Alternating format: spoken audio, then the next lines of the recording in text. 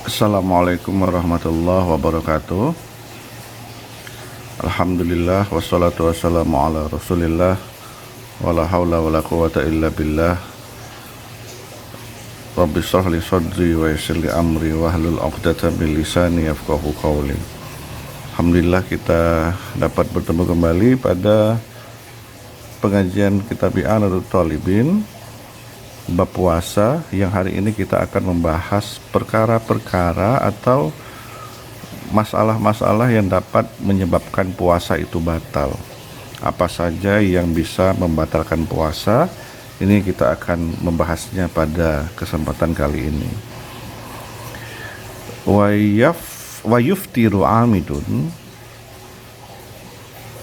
la nasin lisaumi wa in kasura minhu nahu jima'in wa aklin alimun la jahilun bi anna ma tata'ahu muftirun likurbi islamihi aw nas'ihi bi badiyatin ba'idatin amma ya'rifu zalika mukhtarun la mukrahun lam yahsul minhu qasdun wala fikrun wala taladzuzun bijima'in wa in lam yunzil. Saya terangkan saja bahwa hal pertama yang bisa membatalkan puasa adalah melakukan hubungan suami istri atau makan atau seaktivitas yang serupa dengan makan. Maka jika itu kita dilakukan oleh orang yang tahu bahwa itu membatalkan puasa, maka puasanya batal. Namun di sini dikecualikan jika seandainya orang tersebut lupa, maka orang lupa tidak terkena hukuman batal puasa sekalipun makannya itu banyak. Wa in kasuro, makannya itu banyak, ya, atau lama dia berhubungan badannya dengan istrinya tapi dalam keadaan lupa, tidak batal puasanya, ya. Atau orang yang jahil, orang yang tidak tahu bahwa makan dan berhubungan badan itu membatalkan puasa, tidak tahu karena mungkin likurbi islamihi, karena baru masuk Islam, ya, karena baru masuk Islam maka dia nggak masalah. Au nas'ihi bi badiyatin ba'idah amma ya'rifu zalika, atau dia tinggal di hutan belantara yang terpelosok jauh dari peradaban. Nah, untuk hal ini tentu zaman sekarang tidak relevan lagi karena peradaban sudah masuk kemana-mana, lalu juga orang yang baru masuk Islam juga bisa cepat mempelajari hukum-hukum Islam karena banyak yang bisa ditonton atau dipelajari dari YouTube, dari internet dan lain sebagainya. Lalu tidak membatalkan puasa juga dikecualikan bagi orang yang mukrah, orang yang di bawah ancaman atau orang yang di bawah paksaan. Dia dipaksa untuk berhubungan badan dengan istrinya atau dipaksa makan, padahal dia tidak ada maksud untuk melakukan itu, atau tidak bermaksud untuk berpikiran, tidak terbesit di pikirannya untuk melakukan itu, atau juga memang tidak ada maksudnya untuk taladzuz, untuk merasakan nikmatnya persetubuhan tersebut, tidak ada maksud bagi dia, tapi karena memang dia di bawah paksaan. Maka orang yang di bawah paksaan ketika dipaksa makan, dipaksa berhubungan badan, maka puasanya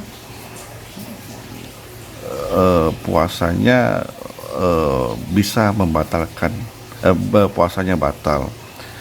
Nah, orang yang tidak dalam keadaan lupa atau tidak dalam keadaan jahil atau tidak dalam keadaan terpaksa, Jika dia melakukan persetubuhan dengan istrinya, maka batal puasanya sekalipun tidak terjadi ejakulasi. Wa in lam yunzil,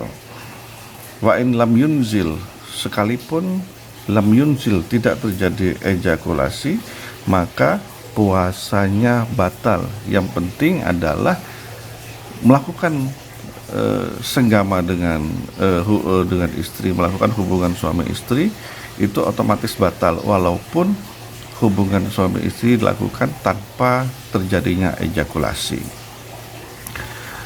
Itu yang pertama. Yang kedua, yang bisa membatalkan puasa adalah istimna'in.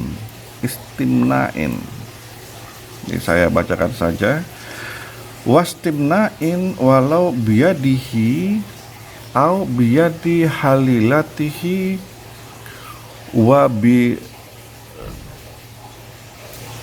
wabilamsin lima yungkidu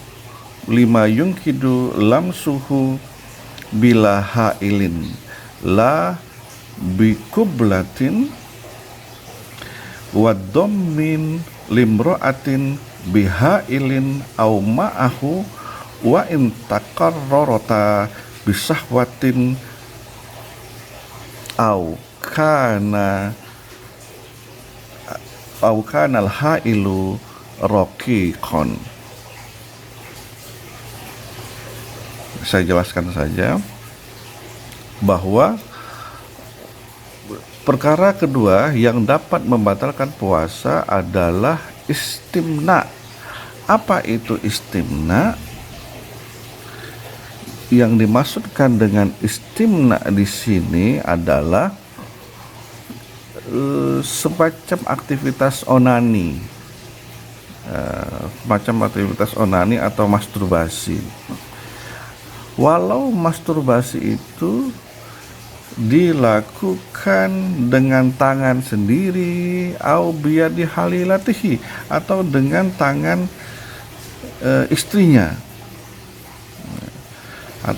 istrinya, hal ini mengakibatkan batalnya puasa. Atau dengan persentuhan tanpa atau bilamsin lima yang kudu lamsuhu bila hailin, atau sentuhan yang tanpa tabir. Artinya apa? Bersentuhan anggota badan atau organ vital tanpa tabir, tanpa baju, tanpa alas, langsung bersentuhan langsung. Nah, itu dapat membatalkan puasa. Itu membatalkan puasa hukumnya. Walaupun sekedar bersentuh-sentuhan saja antara dua alat kelamin atau dua tubuh bersentuhan tanpa adanya pemisah berupa tabir atau baju atau kain. Nah, hal ini dapat membatalkan puasa. Nah di sini ada pengecualian. Puasa tidak batal disebabkan oleh aktivitas ciuman, bikublatin, ciuman, au dommi limroatin, atau merangkul atau memeluk perempuan. Meluk istri atau mencium istri tidak membatalkan puasa. Bihailin, yang ciuman itu atau pelukan itu dilakukan dengan tabir atau dengan memakai baju. Wa in takarrarata, sekalipun ciuman itu berkali-kali atau pelukan itu berkali-kali dalam satu waktu, bisa kuatin dengan syahwat, sekalipun nafsu, istilahnya dengan nafsu, au kanal ha'il raqiqan, ataupun bajunya itu tipis, tidak membatalkan puasa. Jadi kalau ciuman atau memeluk, suami istri pelukan atau ciuman walaupun dengan syahwat itu tidak membatalkan puasa. Namun di sini harus diperhatikan dengan jelas bahwa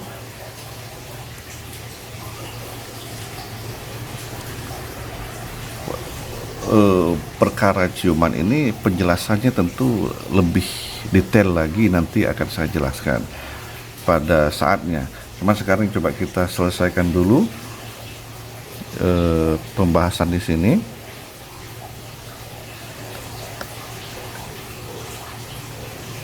Falau dhamma imra'atan au qabbalaha bila mula samati badanin bal bihailin bainahuma fa anzala lam yuftir lintifa ilmu basyarah kal ihtilam wal inzal binadharin wa fikrin.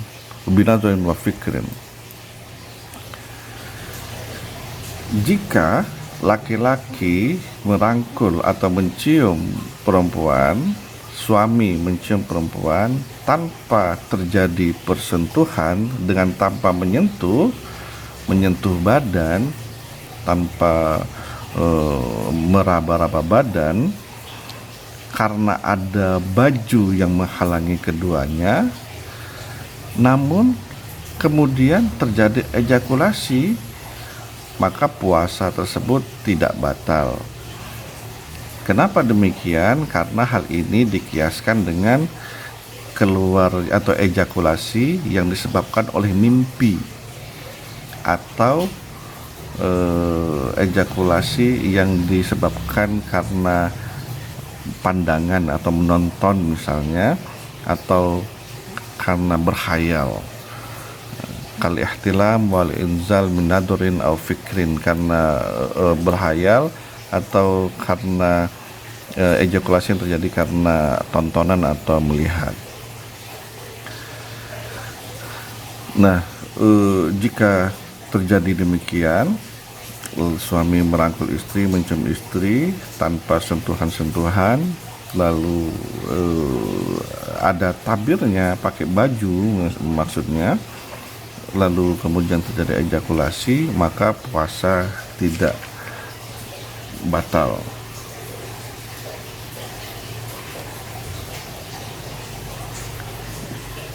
Namun jika pelukan itu dimaksudkan karena memang ingin mengeluarkan mani dengan nafsu dan terjadi ejakulasi, maka batal, karena hal ini dianggap sebagai aktivitas onani juga. Demikian juga dengan meraba-raba, misalnya meraba-raba tubuh istri tapi niatnya biar nafsu, biar bangkit nafsunya, maka kemudian ejakulasi, walau hanya sekedar peluk-pelukan saja atau raba-rabaan saja, tapi niatnya memang untuk membangkitkan nafsu dan terjadi ejakulasi, maka hal ini batal, dapat membatalkan puasanya.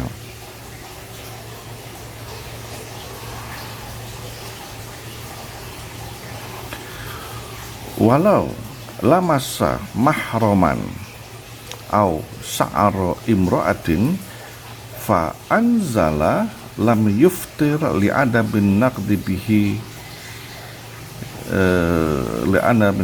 bihi wala yuftiru bi khuruji madhi khilafan lil malikiyah.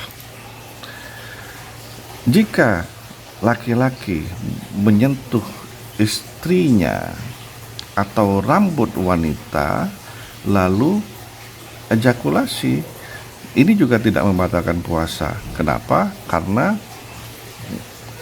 tidak ada li'ada min naqdi bihi. Li'ada min naqdi bihi artinya karena memang tidak ada yang alasan untuk membatalkan puasa karena hukumnya menyentuh mahram tidak apa, dan hukum menyentuh rambut perempuan juga tidak apa.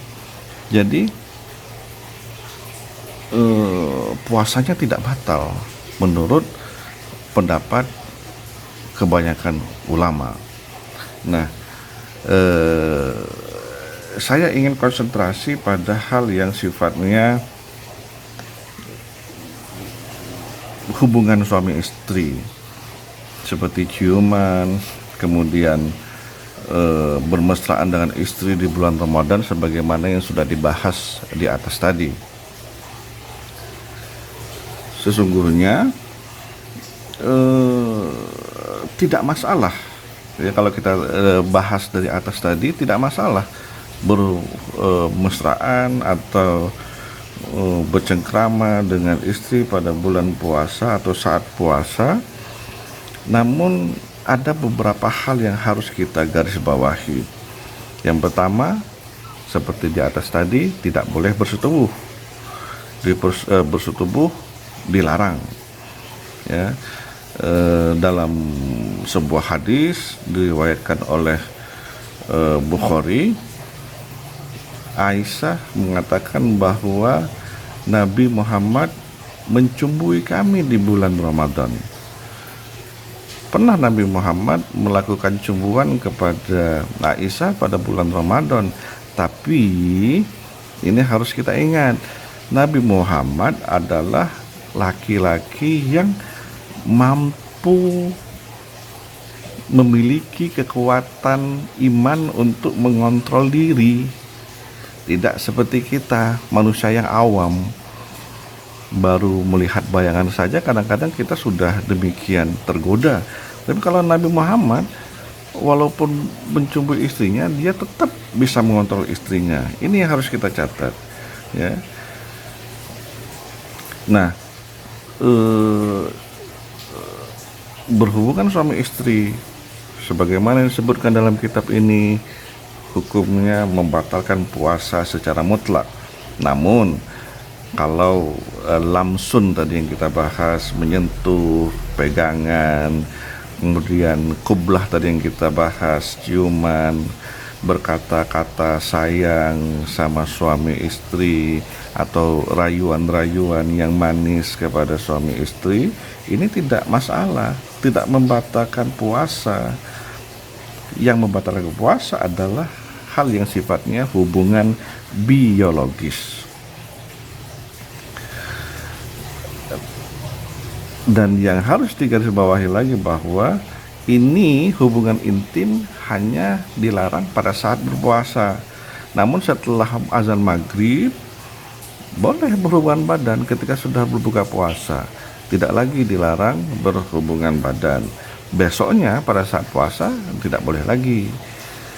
Yang penting pada saat puasa tidak boleh berhubungan badan. Tapi kalau sekedar bercengkrama, rayu-rayuan, pegang-pegangan dengan tanpa niat untuk taladzus yang kita sebutkan tadi, berenak-enakan atau dengan syahwat sehingga ejakulasi, itu tidak boleh. Tapi kalau tanpa itu boleh saja. Nah, kalau kita rujuk kepada kitab yang lain, misalnya kitab Al-Majmu' Syarah Muhadzab atau kitab Mughni Al-Muhtaj misalnya, para ulama memang pada dasarnya mengatakan bahwa mencium istri tidak membatalkan puasa. Tapi karena mencium itu bisa membangkitkan nafsu, bisa mengakibatkan ejakulasi, dan ujungnya mengakibatkan terjadinya interaksi seksual, maka pembahasan tentang hal ini, pembahasan hukumnya tentu tidak bisa sederhana. Di dalam kitab Al-Majmu' Syarah Muhadzab misalnya, para ulama menggolongkan ciuman ke dalam perkara yang makruh dilakukan pada saat berpuasa. Apabila ciuman itu membangkitkan syahwat, Ya, ditakutkan, khawatir kita jika ciuman itu membangkitkan syahwat atau malah diniatkan untuk membangkitkan syahwat, maka itu bukan makruh lagi tapi udah haram, membatalkan puasa. Kalau tidak membangkitkan syahwat, ciuman tidak masalah. Tetapi sekali lagi, karena kita orang yang imannya tipis, lebih baik tetap untuk menghindari bercium dengan istri pada saat berpuasa. Kalau pendapat yang lebih kuat, hukum makruh yang berlaku pada aktivitas mencium istri ketika berpuasa adalah bukan makruh biasa tapi makruh tahrim. Artinya apa?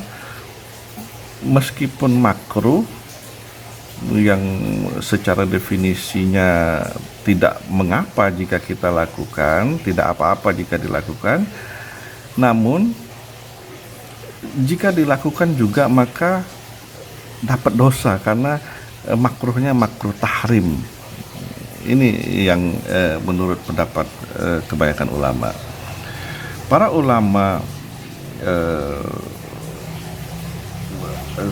berpendapat, ada hadis dari riwayat Abu Daud yang bersumber dari Abu Hurairah mengatakan bahwa Rasul melarang anak-anak muda atau pasangan muda untuk berciuman pada saat berpuasa.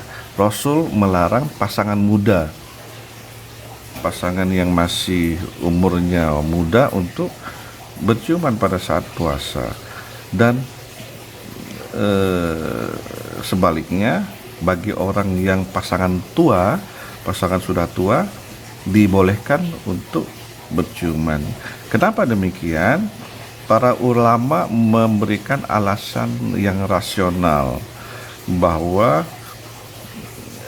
dibedakan antara pasangan muda dan pasangan muda karena pasangan usia muda sedang berada pada puncak hasrat dan kemampuan seksualnya, sedangkan yang tua biasanya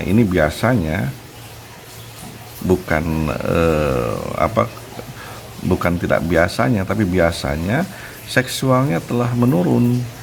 Jadi secara praktis ciuman pada usia muda lebih dikhawatirkan mengarah kepada ejakulasi, atau bagi usia muda sangat mungkin tergoda untuk menindaklanjuti aktivitas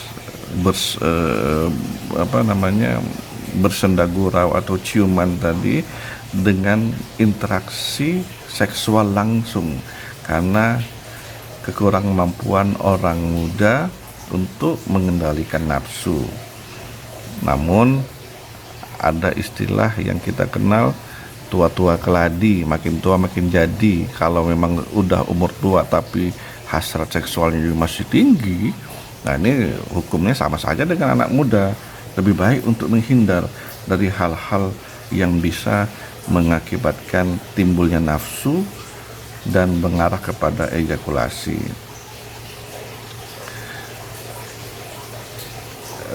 Saya kira itu yang bisa kita bahas. Jadi memang tidak sederhana masalah ini, masalah hubungan suami istri pada saat berpuasa, karena hal-hal tadilah yang harus kita perhatikan.